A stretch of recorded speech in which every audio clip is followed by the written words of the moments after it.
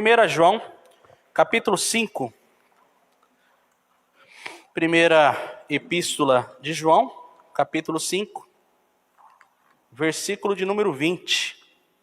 Vamos abordar esse tema muito importante e discorrer aqui rapidinho alguns textos das Escrituras que provam que Jesus deve ser o assunto das Escrituras, tá?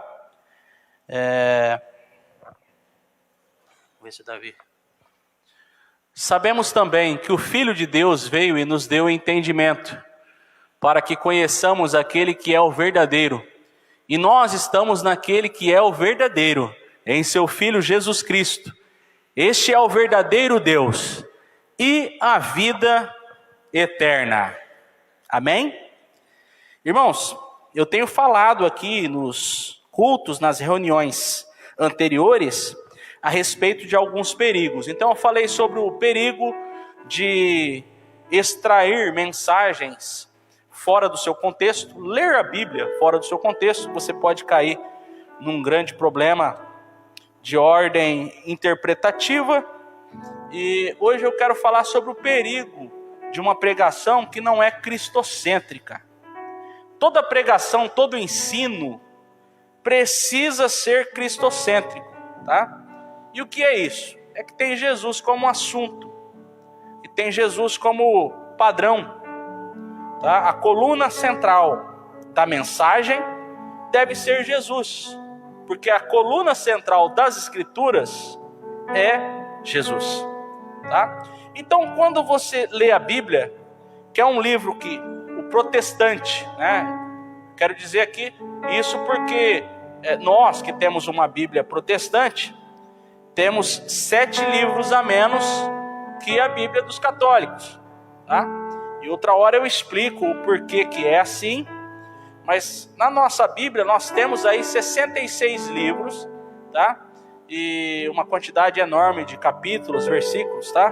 1189 capítulos ao todo. E para pessoas que começam a ler a Bíblia, inclusive ontem eu estive fazendo uma visita ali em Coroados, e eu gostei, né, que há algum tempo atrás eu aconselhei alguns jovens a partirem da leitura bíblica de Mateus, do Novo Testamento, porque já fala de Jesus e é mais fácil você entender Cristo e depois partir para uma leitura total, Gênesis a Apocalipse. E eu quero dizer que isso é muito bom, porque alguns jovens captaram essa mensagem ontem nessa visita. Essa jovem veio e mostrou: pastor, estou lendo aqui em Mateus, já estou grifando muitos versículos, e realmente, né, em Cristo Jesus você tem essa facilidade maior, porque Cristo é amor. Você percebe em Jesus uma jornada de amor. Mas se você lê o Antigo Testamento sem conhecer o Espírito da graça de Jesus, você pode se confundir.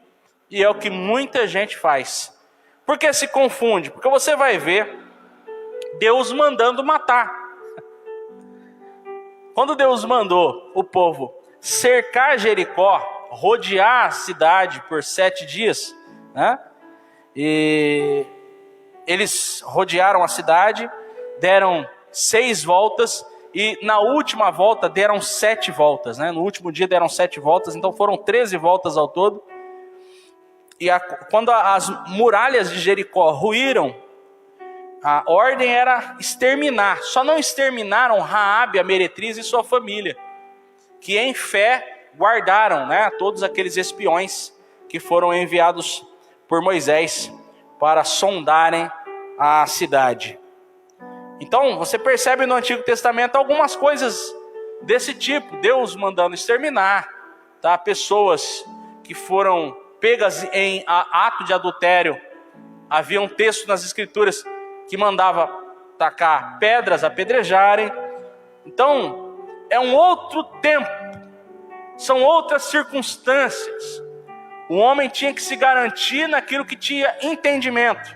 Os profetas trouxeram uma perspectiva de entendimento relacionada a guerras, relacionados àquilo que tinha a ver com o que ele fazia, ele se garantia. Então, o homem, ele tratava a Deus e Deus tratava o homem baseado naquilo que tinha entendimento. Tá? Então, o homem que tentava se garantir, isso não deu certo. Não funcionou. O homem se garantir não deu certo. E isso serviu, a palavra de Deus nos ensina que isso serviu como um tempo de ensino, como um tempo mestre, como um tempo professor. Paulo disse isso. Olha, a lei serviu como tutor, como aio, tá? Uma espécie de babá, de professor. A lei serviu de aio. Tudo aquilo que aconteceu, Deus não estava sendo mal. Deus estava ensinando que o homem não pode se garantir. Em tudo aquilo que houve, Deus não estava sendo maldoso. Deus estava sendo amor, como sempre foi. Difícil de entender, porque nós observamos na perspectiva do agora, mas nós não sabemos a misericórdia de Deus para o além-túmulo, para o além-vida. Então, quando você vai para as Escrituras, o perigo é você lê-la sem ter Jesus como padrão, sem ter Jesus como referência, sem ter Jesus como um norte. Todas as vezes que você ler uma palavra, ouvir uma pregação, assistir um filme, ouvir uma canção que fale de Jesus, muito cuidado e perceba se Jesus de fato está sendo glorificado. E o porquê eu digo isso? Porque, infelizmente, nós temos hoje uma série de ideias que fogem do conceito graça de Jesus. Que fogem do conceito Jesus é o Senhor. Tá? Então, o texto que nós lemos aqui, está escrito que Ele é o verdadeiro Deus e a vida eterna. A gente não pode ter dúvida disso. A gente precisa se contentar com as palavras de Jesus, com o Espírito dessa graça e entender que Ele é suficiente. E que nós não precisamos de complementos. Existem muitos complementos, os religiosos criaram bastante. E acreditem, às vezes esses complementos são baseados na Bíblia, não em Jesus, na Bíblia. É possível a pessoa extrair da Bíblia uma ideia que não tenha a ver com Jesus. A Bíblia pode se tornar, na mão de pessoas maldosas, um instrumento de engano. Não porque ela não seja um livro inspirado, mas porque os seus explicadores com intenções ruins podem enganar pessoas. Então você pega ali, como eu já vi tantas vezes, já mencionei aqui, o episódio em que Naamã mergulhou 7 vezes no Jordão para ser curado de uma lepra. Todos vocês conhecem a história. Aí pegaram esse episódio e muitas denominações fazem campanhas baseadas nesses 7 dias. Alguns chegam ao cúmulo de colocar uma piscina no púlpito para as pessoas não mergulharem, mas jogarem as suas peças de roupa dentro da piscina que fica em cima do púlpito para fazer alusão aos 7 mergulhos de Naamã. Outros se apegam ao próprio texto onde rodearam Jericó 7 dias e fazem 7 dias de alguma campanha ou alguma novena. Ou rodeiam a cidade 7 vezes, como eu já vi tantas vezes acontecer. Eu já vi muita coisa fora e pessoas tirando das Escrituras. Se você nasceu aí nos anos 80, você deve ter 80 até 89, e você participou da igreja nos anos 90, e se lembra de alguma coisa, você sabe do que eu estou falando. Eles usavam a Bíblia e implantavam os mais diversos movimentos. Teve a época da unção da lagartixa, que consistia na pessoa ficar grudada, colada na parede, dizendo que não conseguia sair. Foi apelidado de unção da lagartixa porque a pessoa ficava colada igual uma lagartixa lá mesmo. Teve o tempo da unção do cai-cai. A pessoa tinha que cair no chão, então ficava alguém lá com as mãos estendidas e alguns já iam propriamente para caírem. Tinham que cair, depois voltavam. dizendo que tinham ido ao céu, outros tinham ido ao inferno. Teve o período da unção do riso, que a pessoa ficava rolando no chão, dando risada e dizia que não conseguia parar de sorrir.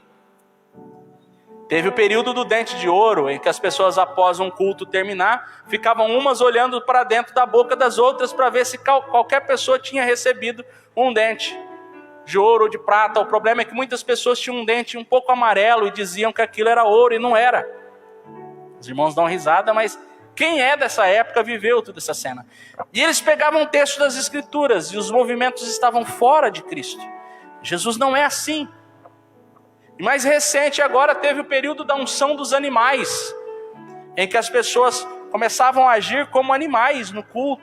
Uma pessoa saía batendo as asas igual uma borboleta, o outro saía urrando igual um lobo, aí tinha alguém que ficava rugindo igual um leão. Nos Estados Unidos ficou pior. O pastor David Wilkerson menciona em uma das pregações que ele recebeu vídeos de um culto nos Estados Unidos em que as pessoas começavam a agir igual cachorros e as esposas desses senhores puxavam eles pelas gravatas, senão eles avançavam no povo. Então, tudo isso acontecendo em lugares que tinha uma placa na frente dizendo igreja, e extraindo textos, mencionando versículos das Escrituras. Mas tudo isso, quando você tenta encaixar no verbo vivo, no verdadeiro Deus, Jesus, não encaixa. Porque o que você enxerga em Jesus? Coerência. O que você enxerga em Jesus? Bondade. O que você enxerga em Jesus? Amor. O que você enxerga em Jesus? Responsabilidade, bom trato. Você percebe em Jesus o ser humano perfeito. Então, para você não cair mais em enganos, porque existem tantos outros que ainda acontecem por aí, eu falo também do dízimo, direto eu estou falando aqui. Quando você vai lá para Malaquias 3, do 8 ao 10, está escrito: trazei todos os dízimos à casa do tesouro para que haja mantimento na minha casa. E esse mantimento era comida mesmo, que era uma lei para Israel. Porque tinha uma tribo ali em Israel que não teve direito na repartição de terras a receberem terras. A tribo de Levi, os levitas. E por eles não terem ganhado terras, a porção deles foi cuidar das coisas espirituais relacionadas ao templo, ao tabernáculo. E como que esses levitas comiam, se alimentavam? Através da doação das outras 11 tribos. Cada um pegaria 10% da colheita, mais a primícia, e levaria com a finalidade de cuidar dos seus irmãos levitas. Isso, a cada ano, a cada colheita. Não era mensal. A cada colheita. E a cada 3 anos, o dízimo era recolhido com a necessidade de eles estarem atentos a órfãos, viúvas e estrangeiros. A cada 3 anos. Anualmente, ou a cada colheita, levitas. A cada 3 anos, além dos levitas, órfãos, viúvas e estrangeiros. Era uma lei nacional. Aí chega alguém, hoje, em nosso tempo, tanta gente, lê Malaquias 3, do 8 ao 10, aqui, trazei todos os dízimos à casa do tesouro, e depois aplica para o povo, dizendo, tá vendo? E está escrito aqui, tá vendo que por causa disso Deus repreenderá o devorador. Mas eles não explicam que esse devorador não era um demônio, era gafanhoto. Eles não explicam que esse dízimo não era dinheiro, era colheita, era mantimento. Eles não explicam que essa obrigatoriedade dizimal era nacional para Israel. E não era Deus preocupado em encher bolso de líder, era Deus preocupado em alimentar pessoas que estavam com fome. Porque a contribuição para a igreja, ela não é obrigatória. Ela é baseada no amor, na generosidade e no bom senso. Mas está na Bíblia, irmão, é aqui, ó. Está escrito que tem que trazer. E por causa disso Deus repreende o devorador. Aí tem gente que fica com a cabeça cheia. E pensando que o dia que fura um pneu, ai meu Deus. Acho que foi no ano de 99 que eu não dei o dízimo. Tá vendo? Deus me cobrou.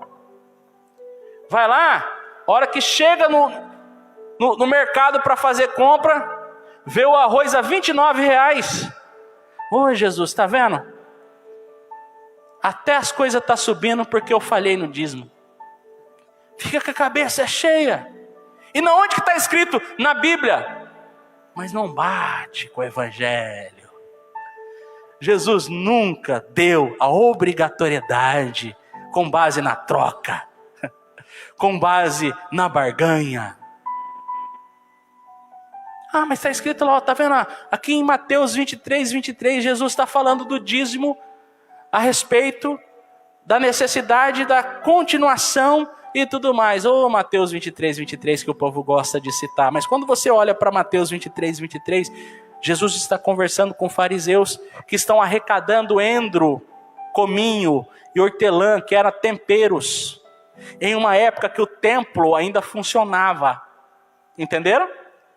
Então ali Jesus está falando para eles, continuem levando esses temperos, mas não se esqueçam do principal, que é o juízo, a misericórdia e a fé. Isso porque o templo funcionou até o ano 70 depois de Cristo. Certo? Cuidado com esse negócio do tá na Bíblia, irmãos. Tá na Bíblia, mas você precisa conhecer o destinatário. Tá na Bíblia, mas você precisa conhecer os textos e contextos. Está na Bíblia, mas você precisa saber se bate com o Espírito da graça. Está na Bíblia, mas você precisa entender que Jesus é o assunto. Jesus é o centro. Jesus deve ser o foco. Jesus deve ser o objetivo. Está na Bíblia, mas bate com Cristo. É compatível com Jesus. Porque se não for compatível com Jesus, pode estar na Bíblia, mas não precisa ser aplicado. É tanta confusão, irmãos. É tanta confusão. Aí depois tem os aplicativos. Os aplicativos são soluções que os apóstolos tiveram para urgências locais. Para urgências locais. O que são urgências locais? Coisas que ele tratou de problemas locais. O apóstolo Paulo principalmente. Que é cabelo, barba, véu, ósculo. São coisas relacionadas a eventos locais e que não foram doutrinas, e sim aplicações urgentes ou de costumes locais. Mas chega alguém e aponta aqui, tá vendo? Tem que fazer isso, senão vai para o inferno. Tem que fazer aquilo, senão Deus vai te condenar. E ficam muitas vezes regrando pessoas no que devem vestir, no que devem não vestir, no comprimento que deve ter o cabelo, se deve ou não deve ter barba, se pode ou não pode orar de determinada forma, porque está na Bíblia. Acontece que nem tudo que está na Bíblia é para a igreja de Jesus, porque o que é para a igreja de Jesus é compatível com o verdadeiro Deus e a vida eterna. Não vai por cartilha, por livrinho religioso. Não vai, pelo amor de Deus. Não vai por aquele missionário, pelo que aquele missionário fala ou falou. Não vai pelo que aquele grande homem, tá, aplaudido por todos, fala. Tem tanta gente, irmão, que não pensa por si mesmo. Bastou alguém com um livro, com a Bíblia na mão, falando em nome de Deus, e as pessoas vão seguindo. Não. Conheçam Jesus. Se familiarizem com Cristo. que vocês nunca mais serão enganados. Amém, povo de Deus? É isso, tá? Então não vai pela emoção, não vai pelo que aquele grande missionário, aquela grande missionária falou. Ah, mas a hora que ele falou, arrepiei tudo. Você está num ambiente em que há uma atmosfera criada para aquilo. É a mesma coisa que você está assistindo um jogo de futebol, uma novela, um filme, você pode se emocionar, você pode se arrepiar. As pessoas precisam entender isso. São fenômenos comuns, porque somos humanos, somos orgânicos.